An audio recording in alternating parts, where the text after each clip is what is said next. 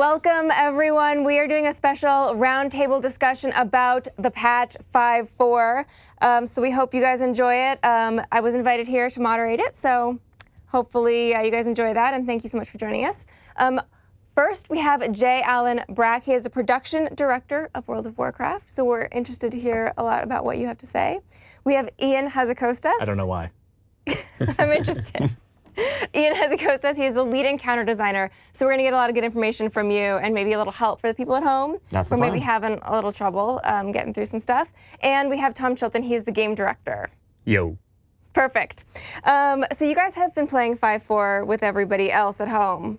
Yes. And have. how's that been going? Well, it's been going well for me, at least. I don't know about for these guys, but I've been doing normal raid, so for Siege of Orgrimmar, and my guild has gotten to the third boss at this point, which is about what I would expect for my guild. We usually clear about one boss per week, sometimes more when we're feeling spunky. But we're making good progress, and I suspect we'll get through the entire raid in good enough time and get our sweet heirloom weapons off of Garrosh and all that kind of stuff. Also been playing the Timeless Isle, and so it's been a good time overall. And Ian, you're the guy that everybody wants to go with them on the raid, huh? Yeah. Apparently. But yeah, so I just like Tom, I hopped in, checked out the patch 5.4 content, did Timeless Isle, the new Proving Grounds feature, and then of course the raid. My guild has spent quite a lot of time in the Siege of Orgrimmar normal mode over the course of the past week. We've taken on every boss in there, right up through Garrosh himself. Of course, really, week one of a patch and checking out the raid content is always a complicated thing from my perspective, since I go into it wearing two hats. I am, on the one hand, a raid leader, on the other hand, encounter designer, and making sure everything is sort of going according to plan. On the one hand, I want to win. On the other hand, I actually want to not share information with my guildmates and watch them flounder and figure things out themselves, because that's useful. So I'm very conflicted and tortured, but it all works out somehow. Do you think your guildmates like that, or do you think that they find that kind of annoying? So that's kind of one of those funny things. A good number of them have no idea what I do or that I do this. So I'm just this guy who's oddly quiet sometimes during the first couple of weeks of progression, and then suddenly seems to learn a lot more on the fly. But So there's some people at home right now who are watching this and being like, Hey, wait a minute. wait a minute. That sounds like my guy. perhaps it's possible. All right, now who do you play with? Do you play with random people that you meet, or do you play with people that you know? I play with people I know. I have a pretty old guild at this point that I've been with for a really long time. I have, it's very casual, friends and family guild, so we're not in a situation where we're ever going to kick anyone out of the guild for not being good enough. It's Do you very kick people out? inclusive. In theory, I should. but I'm a softie too. None of us would be qualified, even being allowed into Ian's guild. Like we're just not that good. But we've been doing the flex raid stuff and having a really good time with that, and being pretty successful and feeling really good about it. So really happy. So I'm surprised that you guys have had the time to kind of do that, because when the patch was released, you guys are slammed, I'm assuming, right? Yeah, this has actually turned out to be one of the more smooth patches that I think we've done in a really long time. Congratulations. Oh, thank you. So that's interesting for us. It's a huge patch with lots and lots of bosses that Ian and his team worked on. And then we have Timeless Isle, which is an entirely new type of content that we ended up working on. And it has quite a bit of different mechanics, new type of things for players to experience. But so far it's been going well. So you go ahead, you flip the switch, then what happens? You guys just sitting there like this, waiting for something bad to happen? So the first thing we do is we actually are able to hop on internally and check out that we can log on to our own servers before they're open to the public, make sure everything isn't on fire, that things didn't just mysteriously break unbeknownst to us. Once it seems like things are looking pretty good, then we open it up for the world as a whole to log on. The reality is we're kind of guinea pigs. If something's going to break catastrophically, it's going to happen to our characters instead of to your character. But how long is that period? I mean, how much time do you really have to kind of look at it? I mean, Depends on the patch. Yeah. I mean, sometimes it's hours and hours, because sometimes there are things that happen during the deployment process that aren't really what we expected, and we end up having to take the servers down, make adjustments, bring them back up again. In this case, like Jay was saying, it was very smooth, and so it was pretty early. In fact, it was maybe a little bit too early before people just started to log on, and all of a sudden you're playing with other players. So what have you guys had to change Since the patch came out? Yeah. Yes. So I think the main thing was something that wasn't immediately obvious when we were logging on initially and the servers were first coming up, which was that once enough players get into one spot on the Timeless Isle, bad things happen to our servers. What kind of bad things happen to the servers? They start struggling a little bit. Okay. Things start taking a little bit longer to happen. You go to fireball the dragon, and 15 seconds later your fireball completes and hits the dragon. Okay. Then the dragon thinks about looking at you, and a minute later it decides that it doesn't like you very much. Those things should probably happen a little bit faster. Well, it would be So- good for people with very poor reflexes. Exactly. Turn-based WoW. Interesting. But yes, So that wasn't the goal. Turn-based WoW, not the goal. Got it. not precisely. Okay. Not accidental turn-based WoW. Okay. But so what we realized was that when the European servers in particular came up, they actually came up, super quickly because it was a smooth launch. But everybody was really just champing at the bit, ready to go get their legendary cloaks. And all these players who had been, worked through the legendary quest line throughout the entire expansion, there was one remaining obstacle between them and their cloak. And that was defeating the 4 Celestials at the center of the Timeless Isle in this arena. Guess where every single person who logged on patch day went? They all went into the same place. And why do you think that happened in Europe? Is that because the time that it launched was the time everyone was at home? It happened everywhere. It was just a question of server populations. And there are a number of European servers that are very high population, but in particular, actually, European players are slightly more hardcore raiders than the rest of the world.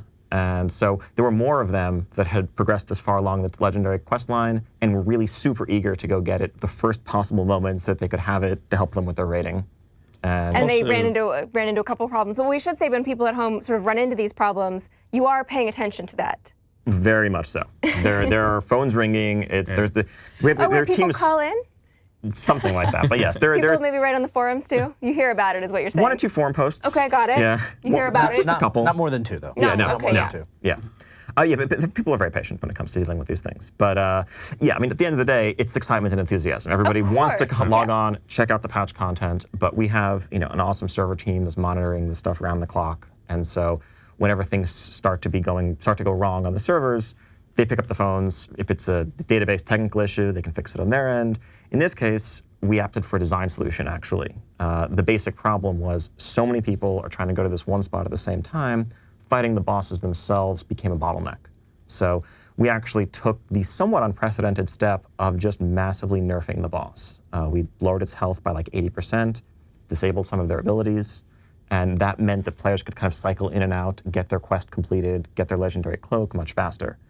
And then once the congestion eased, we removed that fix. Things are back to normal now, and everything's looking good. Is that something you can do on the fly, or is that something you do to sort of restart or shut it down for? We have pretty awesome technology and something that our server team helps us out with. We can just push live hotfixes to the game and update things on the fly. Just boss respawns, it has way less health, it does way fewer things. We flip the switch in the other direction, it's back to normal. Magic. Another It's reason we kinda see this magic. a lot in Europe is that Europe is more compressed in terms of their time zones, right? North American players are more spread out. The North American players, have kind of a wider range of times that they play. So when you look at peak times in Europe, you actually see more people playing at the same peak times.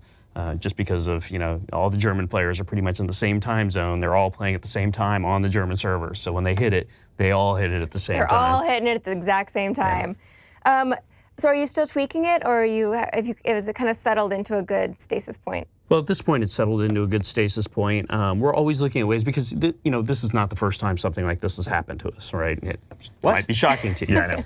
But we're always looking for ways to get players to trickle into content a little bit more slowly, a little bit more elegantly. We used a pretty heavy-handed method in one of the features that we released in a recent patch, which was called the Brawler Guild. So in this, with this feature, players had to earn tickets in order to get into the Brawler Guild because we knew that the moment the patch came out, we would have thousands of players saying, oh, we all want to jump in the Brawlers Guild, and it was set up in a way where players would actually have to take turns doing it. And so it was kind of a recipe for disaster. So we came up with this scheme where players would actually have to earn their way into the Brawlers Guild, and that really helped slow it down. At the same time, you can imagine that there was some backlash because players, they want to get into the content right away, right? So each individual player feels entitled to, I want to get in there and it's going to be my turn. I want to be able to do it whenever I want to be able to do it. So it's very difficult to balance that against what actually will help the servers run. So you kind of have to do, sometimes take one tactic, sometimes take another tactic, and hopefully it'll even itself out a little bit. Yep. It'll balance itself Yeah, I think in the out. case of the Brawlers Guild, like we're actually going a bit for sort of Fight Club vibe. And so the rare people who got invited, one of the privileges they got if they fought their way up through the ranks was they got to invite one and only one other person. So it kind of spread organically, and membership was a selective thing that And more and more best people could friends join in. stopped being best friends, Exactly. and families turned on each other. It's pretty much our goal. Yeah, okay, cool. Let's talk about the philosophy of the patch a little bit. Rewarding the cloak, legendary cloak at the very beginning. This is something that you haven't done before. That's right. It was very deliberate. In the past, we've often had a legendary item that was on the final boss of the final raid of the final part of the expansion. Which makes sense. I mean, you're working the entire time towards Right. the certain item, and so it Felt kind like of an keeps you epic motivated. culmination. Exactly. Right, totally. But the downside is that you finally get that legendary item, and then you feel like, well, I've already beaten all the content, and You don't get to play with it, is what exactly. you're You saying. don't get to play with it as much. You get to play with it going into the next expansion, but it's kind of anticlimactic because at some point halfway through the next expansion, or even halfway through your level up process, it ends up getting replaced by some dinky green item or something like that.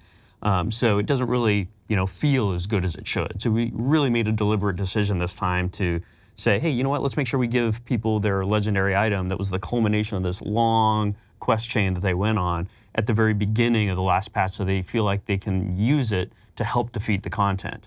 Of course, there are players that are behind. I'm a little bit behind. I don't have my legendary cloak yet. You should hang out with him. Yeah, I know. I really should. Well, actually, I should. Maybe I can get him to play my character or something. Oh, yeah. But yeah, but it's really cool for players to be able to do that and get that cloak and really help it to progress. So let's talk about flexible raids. This is something that's new to this patch. This is something people are very excited about. I know there was a lot of chatter online before kind of talking about this. So how did this idea come about? So flexible raids solves, I think, two problems and is trying to address two core issues with the raid experience as we saw it prior to patch 5.4. If you go back a few expansions to Wrath of the Lich King, arguably one of the healthiest times for raiding in World of Warcraft as a whole, we functionally had 3 difficulties. We had 10-player normal, then a step up from that you had 10 heroic and 25 normal that were kind of on the same tier. Then you had 25 heroic as the highest tier. Going into the Cataclysm expansion, we merged 10 and 25 into sharing a single lockout, dropping a single type of loot, having a single difficulty. That effectively brought the difficulty of 10 up to equal that of 25, but it also removed what had been the 10 normal difficulty. And I have to ask why you made that decision at that time. Well, at the time, a lot of it was we were driven by fairness. There was a lot of feedback that we saw and experienced from players who were doing 10-player content thinking, well, we're killing the same bosses. Why don't we have the chance to face the same challenges to get the same rewards as 25-player raiders? Once we took steps to make that happen, it definitely improved the experience for a lot of structured 10-player guilds that were serious raiding guilds, and now they could finally get the same recognition, same rewards as everyone else. However, it kind of removed a space that had previously been filled by a lot of friends and family guilds, groups like Jay's, which are mostly, friends and family. You're not going to kick your uncle out of the group or your brother-in-law for doing less damage than you'd like or standing in the fire. Not if you like holiday dinners. Exactly.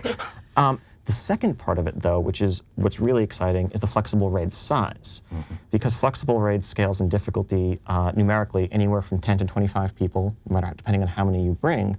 Whether you have 14 people you want to raid with, take 14. If you have 17, take 17. If you have 17 and someone needs to go because something comes up, okay, keep going. And what that does is it addresses a lot of the social issues with organized raiding.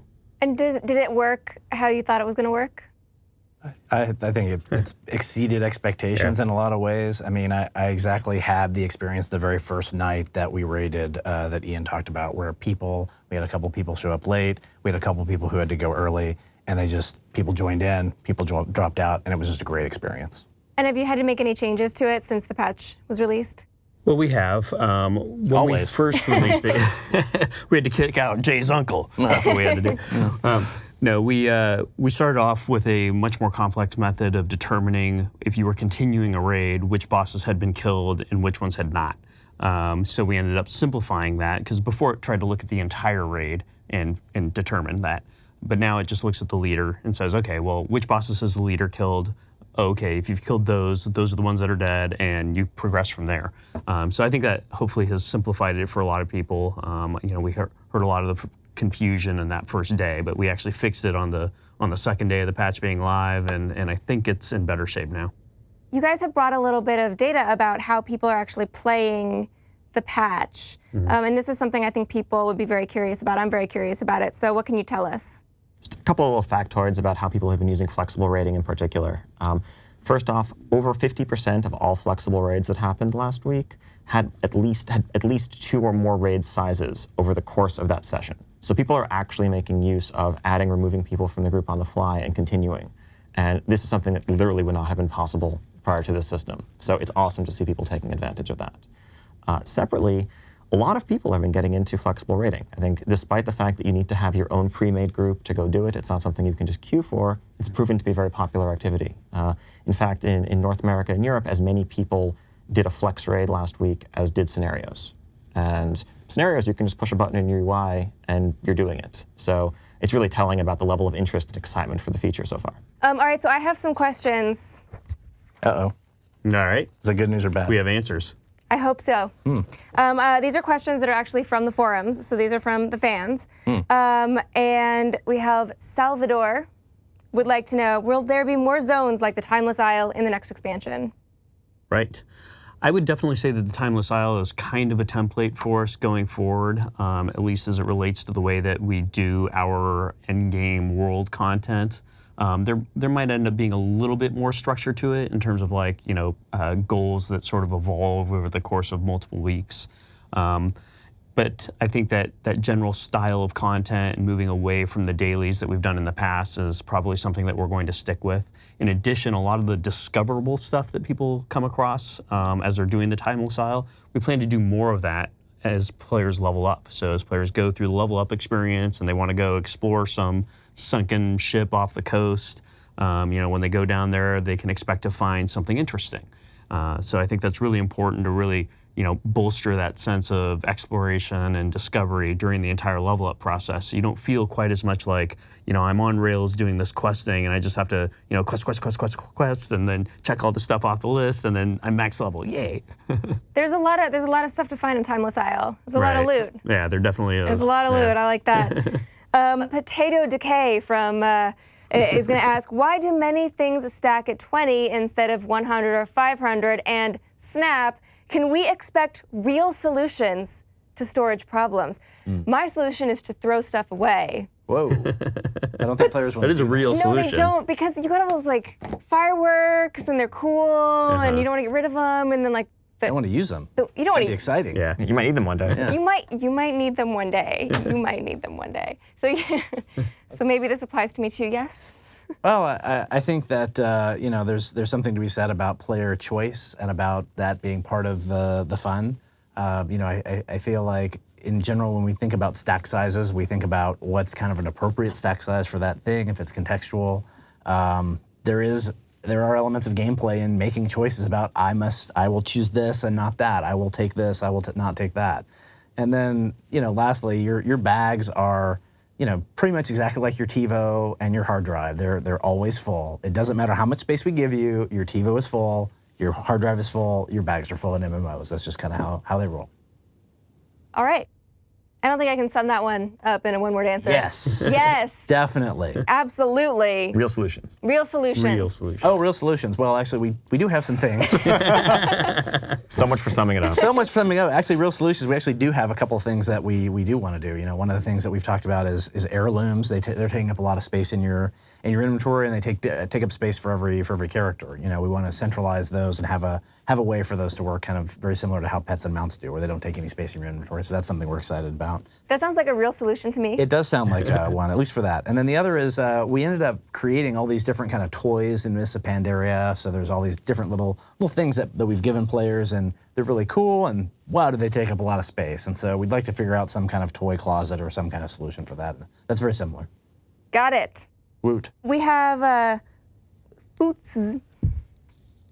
They look so much better when they're written than they do actually when you try to say them outside. Footsies.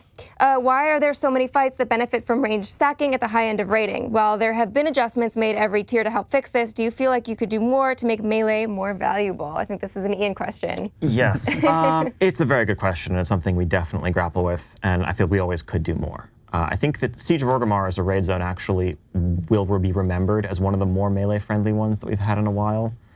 But inherently, it's just a functional limitation of being a melee damage dealer, of you have to stand next to your target that you want to hurt in order to hurt them, whereas a hunter or a mage can stand far away.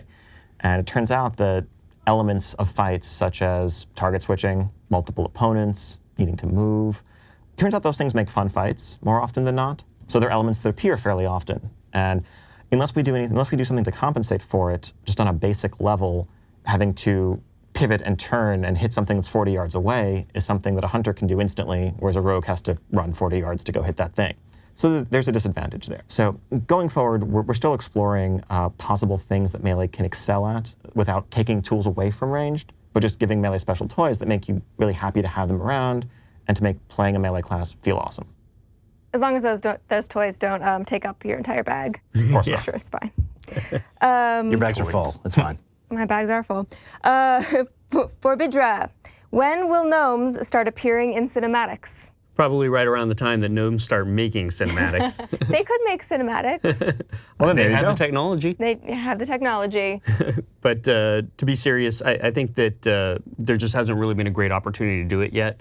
A little tidbit of information about the original WoW cinematic, which probably would have been the best opportunity to showcase gnomes, is that when that cinematic was already kind of storyboarded out and figured out, gnomes as a race in World of Warcraft didn't exist yet. They were really kind of added to World of Warcraft pretty late in its development when the cinematic was already, in full production. So at that point, it was a little bit too late to change course. And then the expansions that have come since then, there really hasn't been a great opportunity to showcase gnomes just because of the storylines of those expansions and kind of the way that we did all the story setup for them. So it's possible that at some point in the future, but we'll just have to wait and see. I like it, and that was also a fantastic behind-the-scenes little tidbit there. I like that. It was a fun fact. So I know that we've been talking about patch 5.4, and you guys are probably still tired from that and still busy from that and still working on that. But inquiring minds want to know 5.4.1. What's next? Yeah, so we're working on 5.4.1, Okay. and the big feature for that is going to be a new Refer a Friend system. Refer a Friend is a system that's been in the game for quite a while, but we want to actually make it a much easier and much smoother process and make it more rewarding process as well.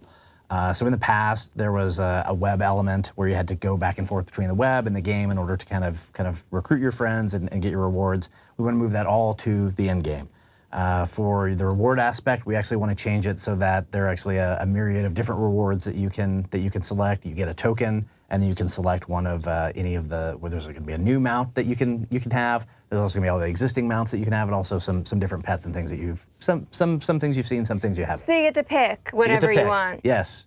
But people are probably going to want the new hotness. That's okay. But we have All other right. things for you to have as well. All right, I like it. You'd be surprised. A lot of times people want the old hotness. The old Well, 'cause hotness they've is been the seeing hotness. 'Cause everybody- you can't get that hotness Yeah. anymore. Yeah. They've been seeing everyone running around with it and being like, why don't I have one That's of those? exactly. Yeah. Yeah. Okay. BlizzCon is coming up. I hope not. Is that true? It really is. It really we is. are behind. Yeah. Is that something that's stressful for you guys, or is that something that's fun for you guys? Yes. With all the All of the above. streaming fans following you around. Well, yes. I don't know about screaming. Not the streaming fans. Okay, Depends on maybe- what you mean by Stressful and, screaming in a bad way. exciting. Yeah. No, but it really is a combination of all those. It's a lot of fun to go to BlizzCon and see the fans and see everything. It's fun to go hang out at the bar with fans afterwards too. But also there's a lot of work and preparation that goes into it. We've hopefully made it no secret that we're planning on showing really cool things at BlizzCon, giving players an exciting glimpse into the future of WoW. So I really hope that players enjoy that. But there is a lot of preparation that goes into it. There's a lot of production that has to happen to have the game in a state to where we actually have things to show. It may not shock people that we just finished up a lot of work on patch 5.4, and so there's not that much time between now and BlizzCon to really, make a lot of progress on what we have to show. But so you are going to be showing some stuff. Mm-hmm. No promises about anything, what it is. Some stuff. Some stuff.